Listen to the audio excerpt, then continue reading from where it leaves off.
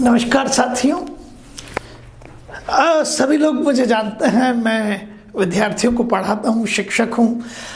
Engineering और medical प्रवेश परीक्षाओं की जो तैयारी होती है उसके लिए मैं कार्य करता हूँ और वर्षों से ये कार्य कर रहा हूँ। पेशे से एक इंजीनियर हूँ।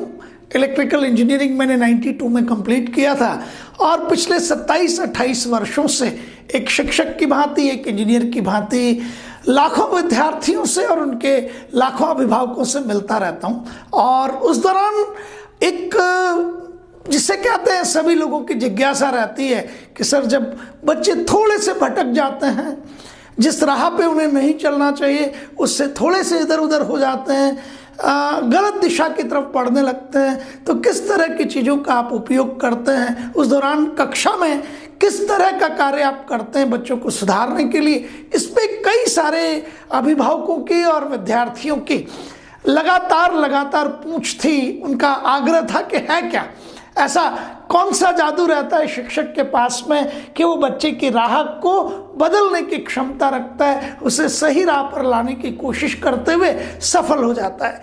मैं आपको बता सकता हूँ कि साहित्य अपने आप में बहुत बड़ी चीज़ है, कहानियाँ अपने आप में बहुत बड़ी चीज़ है। और ये कहानियाँ इतना जबरदस्त प्रभाव मानस पटल पर, चाहे वो विद्यार्थी हो या व्यक्ति हो, इतना जबरदस्त प्रभाव इन कहानियों का मानस पटल पे होता है कि विद्यार्थी अपनी जितनी भी गतिविधियां हैं जो सही दिशा में नहीं हैं, जिन्हें हम गलत गतिविधियां कहते हैं, जिनमें वो लिप्त हो जाता है, उन्हें छोड़कर निश्चित तौर पे सही राह पर आ जाता है और ये बताता है कि हाँ, मैं गलत था, लेकिन मुझे महसूस हुआ कि मुझे ये गलती नहीं करनी चाहिए थी और अब उस राह को मैंने छोड़ दिया है और मैं इस सही राह पर बढ़ना चाहता हूँ। और जब विद्यार्थी सही राह पर बढ़ते हैं तो मैं आपको निश्चित तौर पे कह सकता हूँ कि सफलता कदम चूमती है। क्या क्या कहानियाँ हैं वो, किस तरीके से जिसे कहा जाता है कि गलत दिशाओं पर चोट की जाती है। मैं आपको जिसे कहते हैं दिल को छू लेने वाली, मन को छू लेने वाली एक सत्य घटना है और ये तरह तरह से लोग इसे अलग अलग रूप में सुनाते हैं, ठीक है ना। सबका अपना अपना, जैसे कहते हैं, people are having their own version, लेकिन ये है जबरदस्त चीज। एक व्यक्ति है, दीवान है, वो ब्रिटिश राज में बहुत बड़ा दीवान है, ठीक है, बहुत बड़ी हैसियत है उस व्यक्ति की। और वो व्यक्ति अपने एक नौकर को, दीनदयाल को बुला के कहता है कि मुझे मोहनपुरा गांव जाना है, शीघ्र जाना है। और उस मोहनपुरा गांव में एक व्यक्ति रहता है जो तेलची है, अर्थात तिलों का तेल निकालता है या सरसों का तेल निकालता है और उस तेल को निकाल के बेचा करता है। तो मोहनपुरा गांव के उस तेलची से मैं मिलना चाहता हूं और बाबूलाल उसका नाम है। अब ये जो क्या कहते हैं, दीवान साहब का नौकर है, ये उसे कहता है हम बुलवा लेते हैं उसको, आप जिस ओहदे पे बैठे तो आपको जाने की क्या जरूरत है, हम बुलवा लेते हैं उसको। तो ये व्यक्ति फिर से कहता है कि नहीं, मुझे उसको बुलवाना नहीं है, मुझे उसके पास जाना है, मुझे शीघ्र जाना है, जल्दी करो। मोहनपुरा गांव के वो जो बाबूलाल नाम का तेलची है, मुझे शीघ्र अतिशीघ्र वहां पहुंचना है। अब जो है वो सूचना दी जाती है, दीवान साहब अपने पूरे लवाजमे के साथ वहां पहुंचते हैं। बाबूलाल नाम का तेलची मोहनपुरा गांव का बेचारा घबरा जाता है, मुझसे क्या गलती हो गई है, क्या अपराध हो गया है। तो बड़ा घबराया हुआ सा वो इंतजार करता है कि अभी पहुंचने वाले होंगे दीवान साहब, पता नहीं मेरी क्या सजा मुकर्रर की जाए, क्या सजा मुझे दी जाए। तो वो इंतजार कर रहा होता है अपने घर के बाहर ही, ठीक है। दीवान साहब अपने जिसे कहते हैं वाहन से उतरते हैं। उस समय घोड़ा गाड़ी था, क्या था, गुड न्यूज, हमें मतलब ही नहीं, वाहन से उतरे वो, ठीक है। वाहन से उतरते ही बाबूलाल तेलची को कहते हैं कि तुम्हारे यहाँ घाणी में फिरने वाला एक बैल है।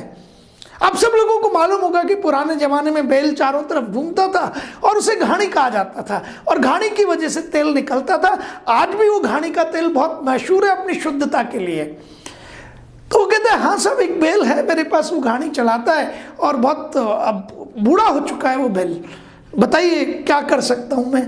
तो कहते हैं भाई, ये बैल मुझे ₹14 में चाहिए, मैं आपसे खरीदना चाहता हूँ। दीवान साहब थे, चाहे तो छीन सकते थे और उस समय उस बैल की कीमत मुश्किल से शायद रुपयों में रही होगी, 1-2 रुपयों में। अब ये तेलची बाबूलाल सोचता है कि ये एक वृद्ध बैल है, बूढ़ा बैल है, इसीलिए दीवान साहब वो भी 14 रुपए में क्यों खरीदना चाहते हैं? मन में उथल पुथल है, लेकिन उसे मालूम है कि मना में कर नहीं सकता, और उसे ये भी फील होता है that this is a very good deal.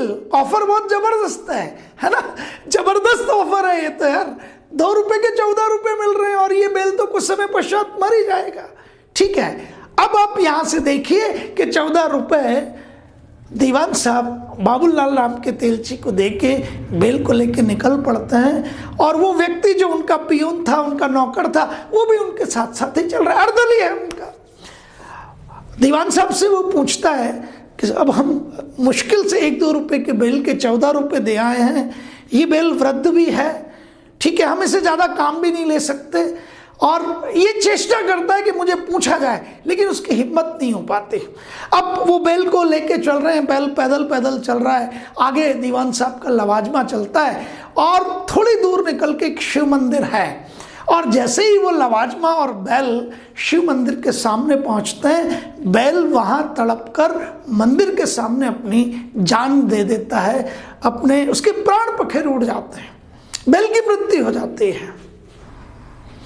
अब ये जो अर्दली है दीवान साहब का, पियोन जिसे कह दें आप, जो भी कुछ कहना चाहें, ये अर्दली कहता है अरे दीवान साहब, इस बैल की तो मृत्यु हो गई, मैं आपको कहने वाला था, मैं यही तो समझा रहा था कि हम एक तो वृद्ध बैल के पैसे बहुत ज़्यादा दे रहे हैं और इसे ले क्यों रहे हैं, माफ़ कीजिएगा, क्षमा कीजिएगा, लेकिन आपके डर की वजह से मैं आपको कह नहीं पाया। अब जो दीवान साहब कहते हैं वो ज़बरदस्त चीज़ है। दीवान साहब बताते हैं, दोस्त कल रात मेरे पिता मेरे स्वप्न में आए थे, और उन्होंने कहा था कि इस बाबूलाल तेली के पिताजी से, ये जो दिख रहा है बाबूलाल तेलची जो है, इसके पिताजी से मैंने 14 रुपये उधार लिए थे, और मैंने वो 14 रुपये जानबूझकर नहीं चुकाए थे। समझिएगा, बाबूलाल तेलची से जो तेल निकाल कर बेचने का काम करता है घाणी द्वारा, इसके पिताजी से मैंने 14 रुपये उधार लिए थे, और वो 14 रुपये मेरे मन में जो बेईमानी थी उसके कारण मैंने नहीं चुकाए, और अब मैं इसके यहाँ घाणी का बैल बन के अपना नारकीय जीवन व्यतीत कर रहा हूँ। मैं यहाँ घाणी का बैल बना हुआ हूँ और अपना नारकीय जीवन व्यतीत कर रहा हूँ। तुम यहाँ पहुँचो, इसे 14 रुपये चुकाओ और मुझे छुड़ा के ले जाओ, ताकि मुझे इस नारकीय जीवन से मुक्ति मिले।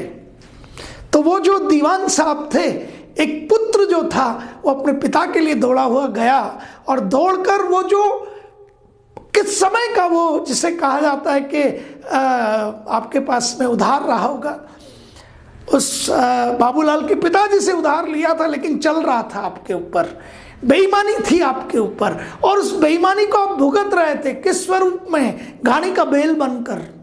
और घाणी का बैल बनकर आप लगातार चक्कर काट रहे थे, और नारकीय जीवन जीने के लिए आप मजबूर थे। जब मजबूर होके एक पिता ने स्वप्न में अपने पुत्र को बताया, तब पुत्र वहाँ दौड़ा दौड़ा गया, 14 रुपये चुकाए और फिर लेके आया, और शिव मंदिर के सामने उस बैल ने, जो कि दीवान साहब के पिता थे, अपने प्राण त्याग कर मोक्ष की प्राप्ति की, क्योंकि प्राण जो है वो आपने एक ऐसे स्थान पर त्यागे जो ईश्वरीय स्थान है, तो उन्हें मोक्ष की प्राप्ति हुई, मुक्ति मिली।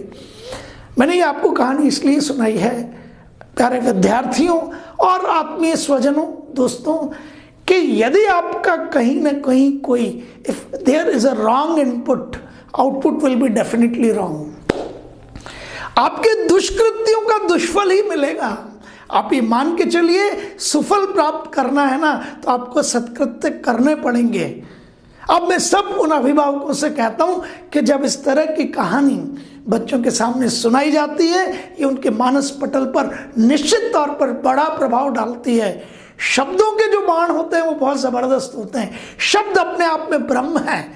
तो रेड्डी जी कोटा पे हम लगातार निरंतर इस तरह के कार्य करते रहते हैं, ताकि हमारे जितने भी ये कर्णधार हैं देश के, जो विद्यार्थी है ना, ये सही दिशा पे निरंतर बढ़ते रहें। इस तरह की नई कहानियों के साथ आप सभी लोगों से मिलता रहूँगा। नमस्कार, शुक्रिया, धन्यवाद।